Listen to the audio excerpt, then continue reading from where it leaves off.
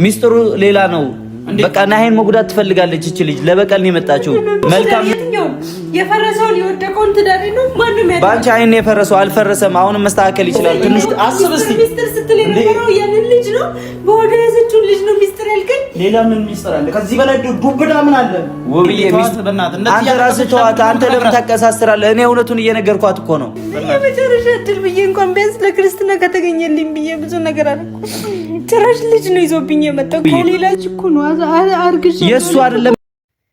አይ ዱጋኒን ቀለቲ ማለ እንጭቱ የዳ ኦሮሞን የሮ ማማኩ ዱጋን የሮ ከሚዩ ኒ ቀለቲ ኒ ቱርቲ ማለ ዱጋ ታቴ በውን ሸነፉ ጀቹዳ አሸማ አርከ ፉዴ ከፈጀምቶታ ጃለተምቶታ ወርዶፍቶታ ኮ በከ ጀርቴቲ ነጋ ዋቀዩ ሲኒያ ባየቱ ወሮኒ መነ ኮ ፋራታተን ሰብስክራይብ ጎቹ አማቲ ኮቲ መከማ ወሪሞ መነ ኮፍ ዱርሰነ ብረ ቱርተን ሰብስክራይብ ጎቹዳን ማቲ ta'uudhaan laayikis gochuudhaan na waliin dhaabbadhaa isiniin jedha hordoftoota koo.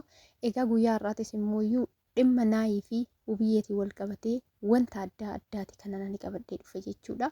Egaa akkuma agartanii sool yookaan immoo hiriyaan naahii jechuudha waan haaraadha kan inni qabatee gara mana Wubiyyee deemee yookaan immoo gara mana Wubiyyee dhufe jechuudha. Kanaaf gaa yeroo duraa hin yaadattanoo ta'e dhugaa hin jira dhugaan hin qabaa. Dhugaan sitti mun qabaa jedhee Wubiyyee doorsisaa ture jechuudha. Har'a garuu dhugaan sun maali jedhee mana Wubiyyee yeroo dhaqu akkuma agartan kan Wubiyyeen dhukkubsattee ni ciifti jechuudha. Kanaaf dhukkuba kanammoo irraa qannasamu dhukkuba itti dabaluu dhufame walumaa ilaallu jechuudha. Dhugaa dubbachuudha fi baay'ee nama dhukkuba. Gochi naahin hojjete yeroo dursaa hundi keenyayyuu naahin kanan godhu. Naahin wanta akkanaa hin godhu nama kamiifuu fakkeenya guddaadha jenneet naahiidhaaf moromaa turre hundi keenyayyuu amma dandeettii keenya jechuudha. Garuu har'a dhugaan sana miti yookaan immoo gaafiin sana miti jechuudha. Sool yeroo hunda irra deddeebi'ee dhugaan qaba dhugaan sitti mun qaba dhugaatu jira naahii fi faafii gidduu jedhee irra deddeebi'ee Wubiyyeetti himaa ture. Dhugaan sun immoo har'a bahee jechuudha. Dhugichi har'a bahee kun immoo maal inni mee walumaan ilaalla. Egaa akkuma agartan kana ji'oota hedduudhaaf bultiin naahii fi Wubiyyee qormaata irra turus gara dhumaatitti yookaan sirrachuu yookaan diigamuuf ka'ee jira jechuudha. Kanaafuu maal isinitti fakkaate amma sool akkuma agartan kinoo obboleessa yookaan immoo biraazarii Wubiyyee wajjiniin kan inni waliin moromaa jiru jechuudha. Yaa ta'u malee sool ishee bira geeshiitti muun qabaa jedha. Garuu immoo wanta jiru dhugaa jiru hunda Wubiyyeetti baasee himee jechuudha. Innis maalidha? Daa'imni annaahii akka ta'e akkasumas immoo dhugaan kan dura inni dhoksaa ture yookaan dhugaan inni kana dura dhoksaa ture. Dhugaan inni sittan hima jedhee Wubiyyee doorsisaa ture. Maal akka ta'e yookaan immoo kam akka ta'e ifa baasee itti himee jechuudha.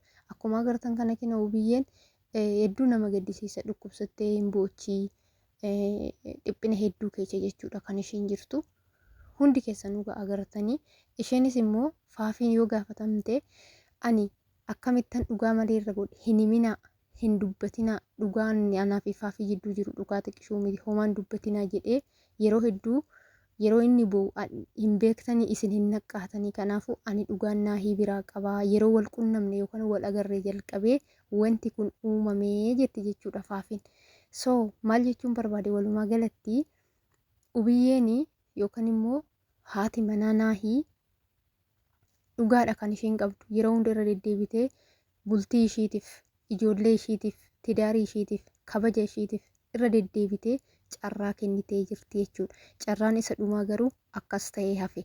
Soolis immoo dhugaan qaba jedhee erga dubbatee akkana jedheen jechuudha Wubiyyee bira dhaqee.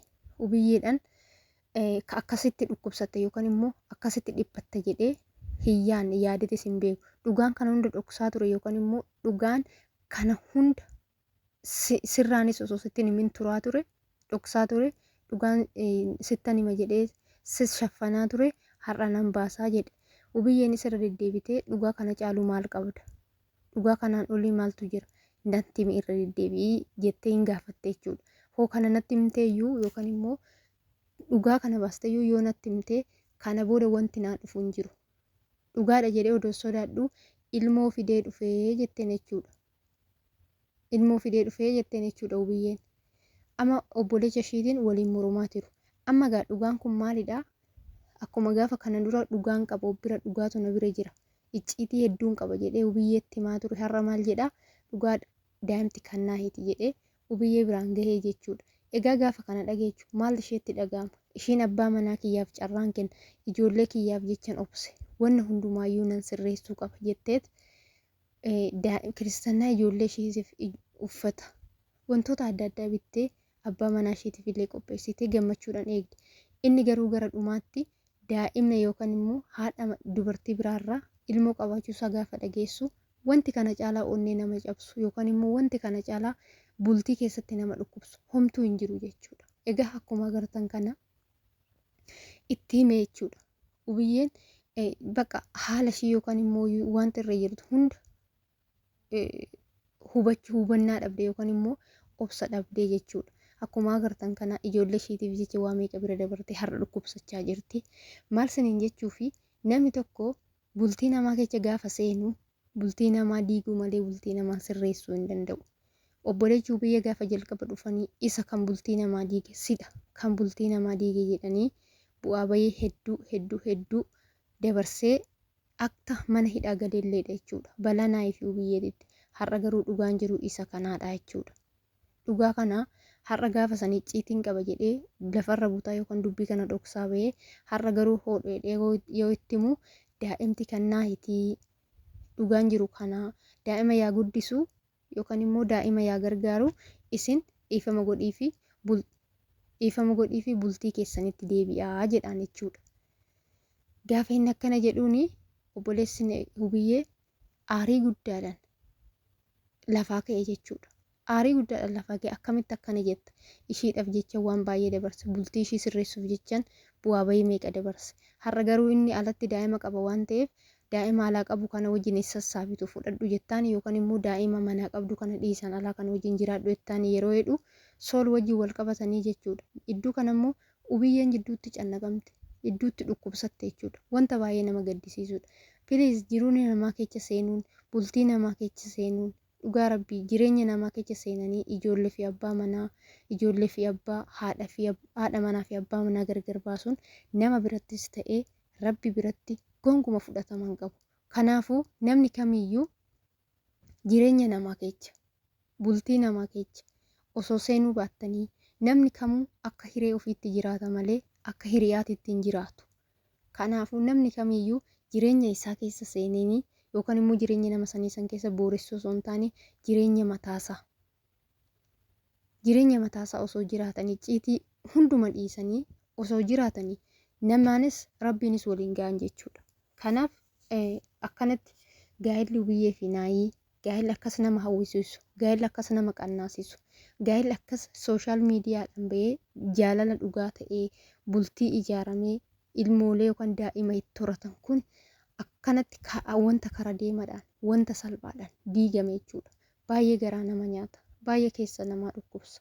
Kanaafuu hordoftoota koo hundi keessaniiyyuu piliis of hubadhaa nama hubadhaa. Boru anarra gahuu danda'a. Borummoo jireenyi kun kan kiyya jechuu hin dadhabdan yookaan immoo jechuu waan dandeessaniif dhiisaa.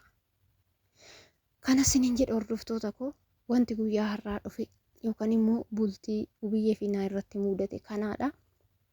Wanta hundumaafuu Ubiyyee fi naahii Waaqayyo obsa siifaa kennu. Ubiyyee keessayyuu Waaqayyo obsa siifaa kennu. Daa'ima isaa baattee qormaata meeqa dabarsitee wanta meeqa keessa dabartee iddoo kana geesse. Soo kanaafuu Waaqayyoon obsa siifaa kennu siin jedha. Wanta biraa wanti ani siin jedhu tasuma hin jiru. Naayis immoo Waaqayyo laphee isaa kennuufi laphee isaa kenneefi akkamitti akka yaadu rabbiin haa taasisu jedha wanna biraan jedhu. Kanaaf hundi keessaniiyyuu warroonni mana kanaaf haarawaa taatan sabiskiraayib gochuudhaan maatii naaf ta'aa. Warroonni immoo iyyuu dursa mana koo turtan laayik sheer naa godhaa viidiyoo piliis isiniin jedhaa. Guddaa isin kabaja guddaa isin jaaladha hordoftoota koo hundi keessaniiyyuu bakka jirtanitti nagaa Waaqayyo isinii haa baay'atu.